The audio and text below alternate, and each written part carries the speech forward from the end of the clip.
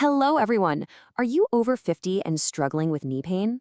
Does climbing a flight of stairs or simply getting up from your favorite chair feel like a daily challenge? If so, you are definitely not alone.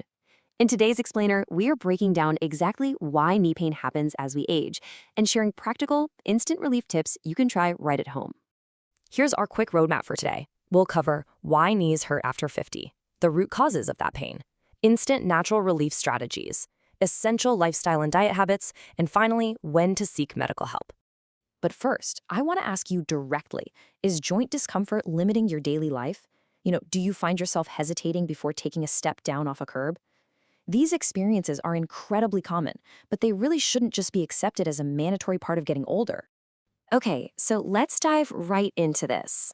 That persistent joint discomfort is a common struggle as we age, for sure. But to actually fix the problem, we first need to understand the underlying biomechanics of what is happening inside the knee. It's an absolute marvel of biological engineering, but it undergoes some serious wear and tear over the decades. Section 1. The root causes of pain. To fix the problem, we first need to understand the root cause. For most people over 50, knee pain usually stems from a few key culprits. First is cartilage wear and tear, known as osteoarthritis. Then there's excess weight. Third is muscle weakness, because when the muscles around your thighs get weak, your knees lose the vital stability they need to support your body. And fourth, lack of movement. A sedentary lifestyle causes stiffness and actually reduces blood flow to the joints. Let's zero in on osteoarthritis for a second. Over time, the protective cushion between your joints naturally wears down, which causes your bones to literally rub against each other. The meniscus, which acts as your knee's built-in shock absorber, diminishes in its capacity. Plus, conditions like varus malalignment, which is basically just being slightly bow-legged, can put excessive localized stress right on the inner knee, speeding up the whole process. Now here is a truly fascinating concept called tribological rehydration. A study by Graham and colleagues highlights what they call the sedentary trap. Think of your cartilage like a biological sponge. It actually requires brief, regular movement to stay hydrated and lubricated. Long, continuous periods of sitting basically squeeze all that moisture out, which massively increases friction and stiffness. And this brings us to the incredible impact of weight. According to a landmark study by Messier, every single extra pound of weight puts an astounding 4 pounds of compressive force directly onto your new joint. So think about that. Losing just 10 pounds literally takes 40 pounds of pressure off your knees with every single step you take. Section 2. Instant natural relief strategies. We know why it hurts, but what can you do right now if you are experiencing a flare-up? Well, check your posture first. Bull City Physical Therapy recommends the 90-degree rule. Try to avoid dangling your legs for long periods while sitting or keeping them awkwardly extended. Use a footrest if you have to.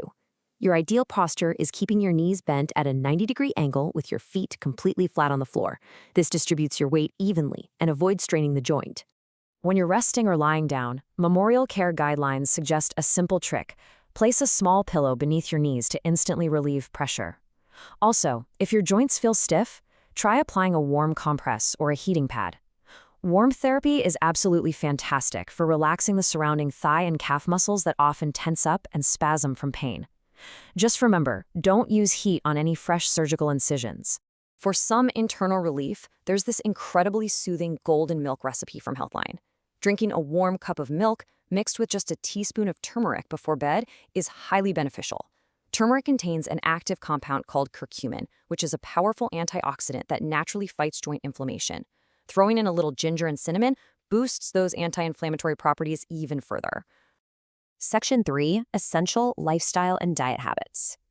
Relief is really only temporary if we don't change our daily habits, right? Keep these points in mind for long-term health. As we age, our bones need more support. According to the Bone Health and Osteoporosis Foundation, women over 50 and men over 70 actually require 1,200 milligrams of calcium daily, along with 800 to 1,000 international units of vitamin D. This nutritional foundation is absolutely critical for keeping your underlying bones strong enough to support your knees. To complement those joint-saving weight management goals we talked about earlier, you really want to incorporate a nutritious diet. Focus on calcium-rich foods. Think leafy greens, dairy, fortified cereals, and definitely don't forget your omega-3 fatty acids. Feeding your joints the right nutrients every day makes a world of difference. Now, pay close attention to this finding from the International Journal of Recent Scientific Research. They found that the strongest defense your knee has is the quadriceps muscle on the front of your thigh.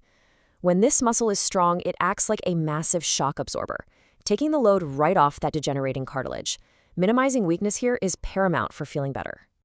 So, how do we build that muscle safely? Try a gentle movement called the quad set, recommended by Memorial Care. You just lie flat, tighten your front thigh muscles by pressing the back of your knee down into the bed, and hold it for about 10 to 15 seconds. It's brilliant because it builds that vital quadriceps muscle without putting any bending stress or friction on the knee joint itself. You can also do gentle seated movements. Sit upright in a chair and slowly lift one leg straight out in front of you. This is a long arc quad. Just hold it for 5 seconds and lower it down. Or try simple ankle pumps, pointing and flexing your feet. These soft, knee-friendly movements keep the blood pumping and prevent that biological sponge cartilage from dehydrating when you've been sitting still for too long. Section 4. When to seek medical help. While home care, diet, and gentle exercise are fantastic, we absolutely have to recognize when it's time to call in the professionals. Please do not ignore these red flags listed by St. John and St. Elizabeth Hospital. If you experience sudden, severe pain, persistent swelling or warmth, if your knee unexpectedly locks or buckles, an inability to bear weight, or if you run a fever, you need to get checked out. These could indicate a severe meniscus tear, a ligament injury, or even a joint infection. If the pain becomes severe, persistent, or causes swelling, do not ignore it. Consulting an orthopedic specialist or a physical therapist for professional guidance is the absolute best path to getting back on your feet. They can provide targeted rehabilitation, bracing, or, if necessary, discuss surgical options. Surgery is usually a last resort, but modern techniques are incredibly effective. At the end of the day, your joints carry you through life, so taking care of them is essential. With the right care, gentle movement, and proper precautions, you absolutely can stay active and mobile at any age. So what small change will you make today? If you found this explainer helpful, make sure to hit the like button, subscribe, and share this with someone who might need a little relief today. Take care, and we'll see you in the next explainer.